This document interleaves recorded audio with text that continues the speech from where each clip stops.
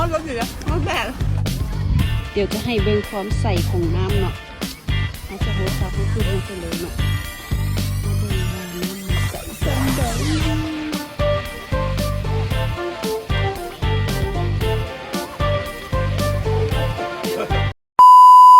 ร่างกายมาได้นะพ่อชิสบายดีทุกคนฮาย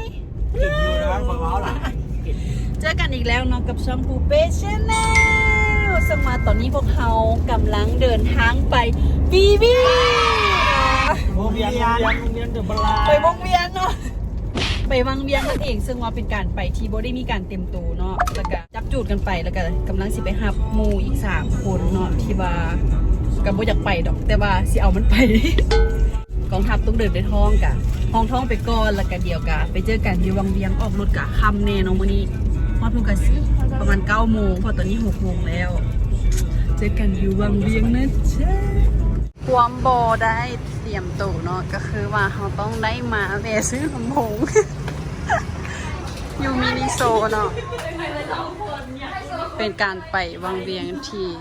บ่มีหยังพร้อมเลยเงินกับบ่พร้อมคือกันเนาะ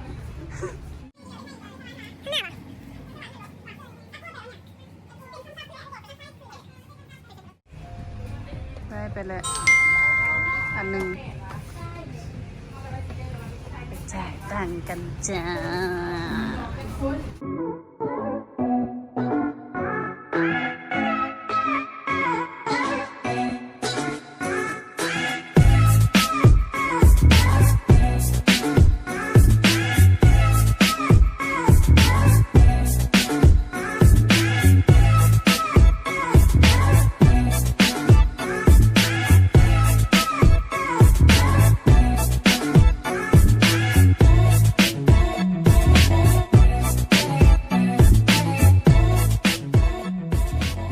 เขาลงเมียงแล้วเนาะ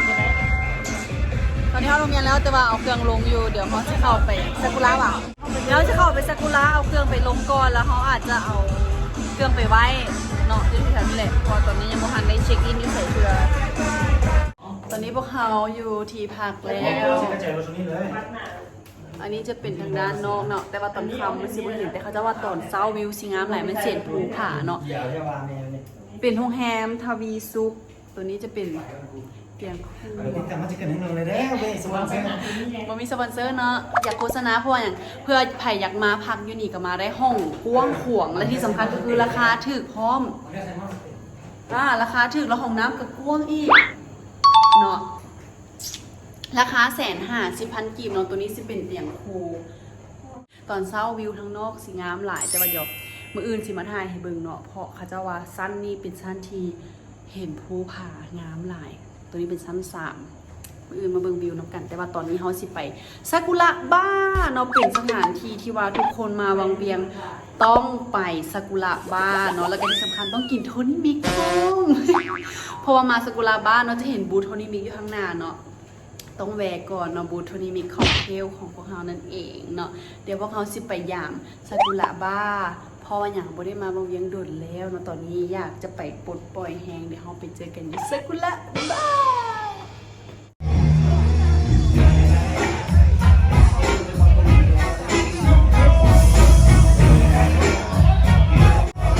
สถานที่ที่ว่าหลายคนต้องมาลอง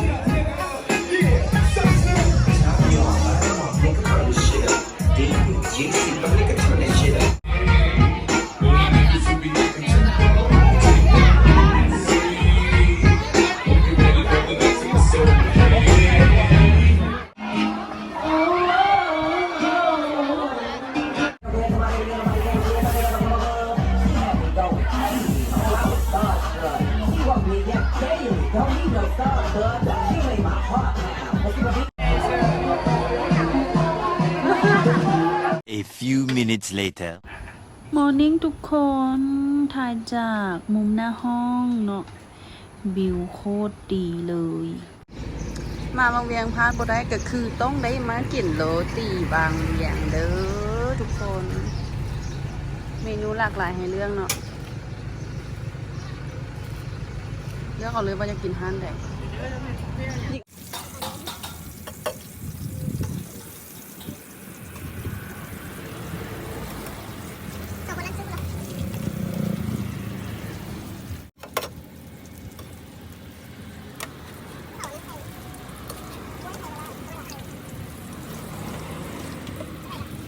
กาแฟ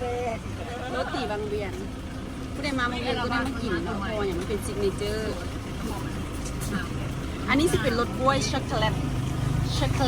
ดูปากมันนะคะช็อกโกแลต ซิกาเล็ต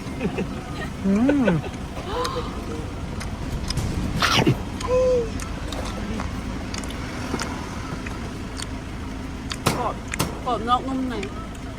กรอบนอกกรอบในบ้าง มัน เมื่อกี้นะก็สำคัญ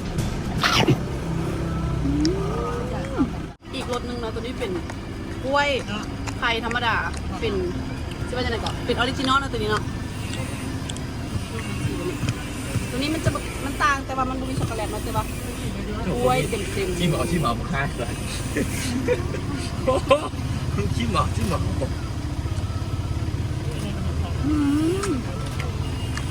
กล้วย อ่อน กล้วยลายในปากกูบังคับเลย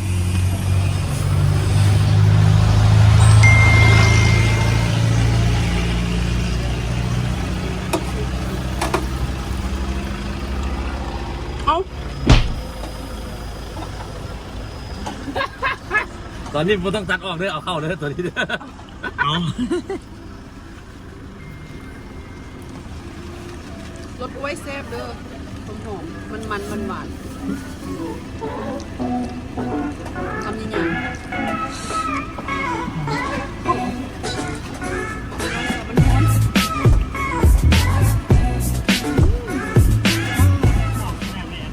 พอละทอดเนาะเขาเป็นทอดรสอยู่นะทอดแบบ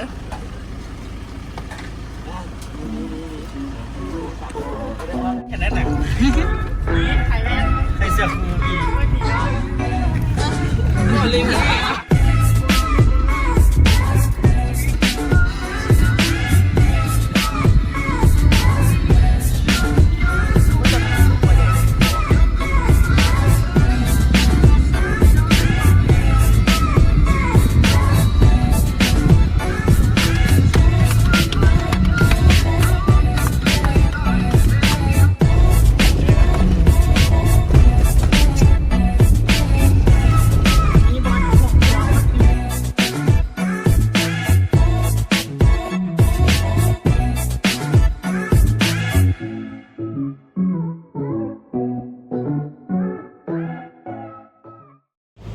ตอนนี้เราเข้ามาที่บุรกูล2เนาะทำอีว่าสิไปบุรกูล3แต่ว่ามันไกลและทางมันยากเพราะฝนตกแล้วก็ขุ่มโบหลายเนาะก็เลยมาบุรกูล2แต่ว่าก่อนจะเข้ามาจะได้เสียเงินคนละ10,000 กีบเนาะค่าเข้า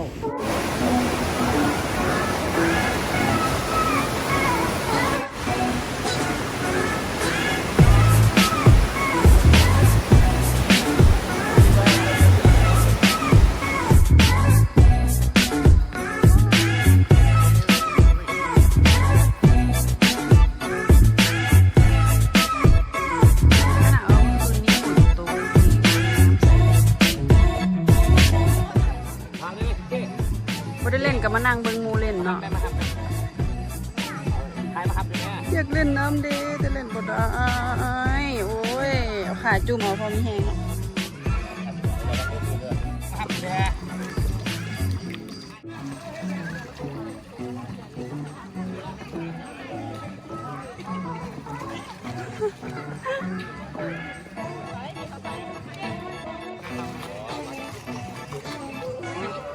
ปั่นเป็นลูกพี่เลย ถามว่าถอดหมวกโบกบ่ถอดพี่หน้ามามีชายหัว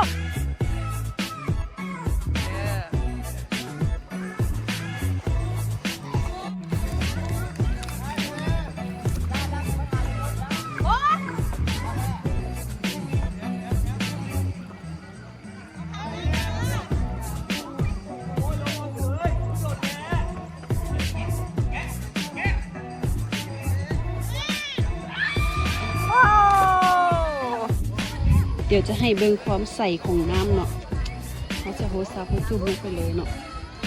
มาเบิ่งว่าน้ำมันใสสมใด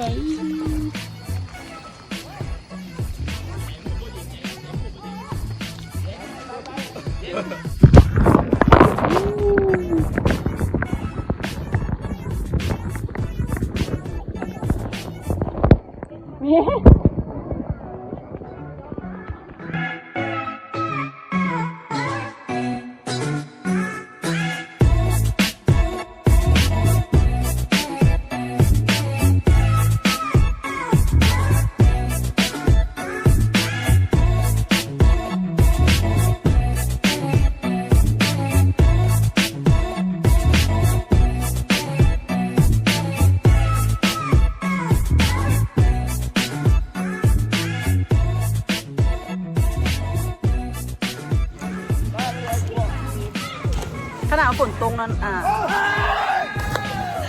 น้ำก็ยังใส่ผู้ละพูดส่งเนอะผู้ใดอยากมาได้โซนนี้คนบ่หลายเนาะผู้ใดอยากมานี่ มันเล่นสบายเพราะอย่างคนบ่หลายไปเลยแล้วมาปากมูผู้เดียวมั้งไหมนี่ปากเบิร์ดสิกลับไปไหนล่ะบัดนี้ก็ถือได้ว่ามาวังเวียงทริปนี้บ่ได้เล่นน้ำเซนเคยเนาะไปท่าแขกก็บ่ได้เล่นเสียดายเนาะเพราะว่ามีเหตุจำเป็นเนาะสำหรับผู้หญิงหู้ดีว่าเป็นอย่างลงน้ำบ่ได้ก็เลยได้เบิ่งหมูเล่นน้ำไปถ่ายรูปให้หมูไปเนาะ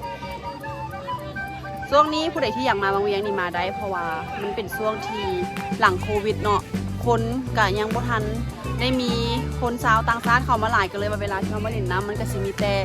คนอยู่ในประเทศเฮาก็รู้สึกว่ามันเป็น private ดีเนาะมีบุรกูดหลายๆบ่อเลยแหละสะดวกบ่อไหนมากบ่อไหนก็ไปลองไปเล่นเนาะมือพักผ่อนแบบนี้กับหมู่กับผู้กับครอบครัวเนาะ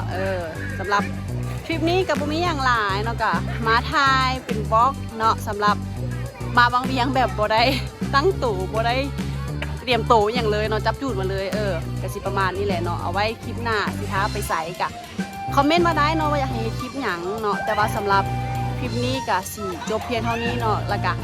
ฝากกด Subscribe ให้เบเด้อ Subscribe ให้เนเพื่อเป็นกำลังใจให้คลิปต่อๆไปแล้วก็กดไลค์พร้อมเด้อกดเบิดโลดมีหยังกดไปเบิดเนาะเจอกันคลิปหน้าแต่ว่าคลิปนี้ไปก็แล้วบ๊ายบายบางเวียง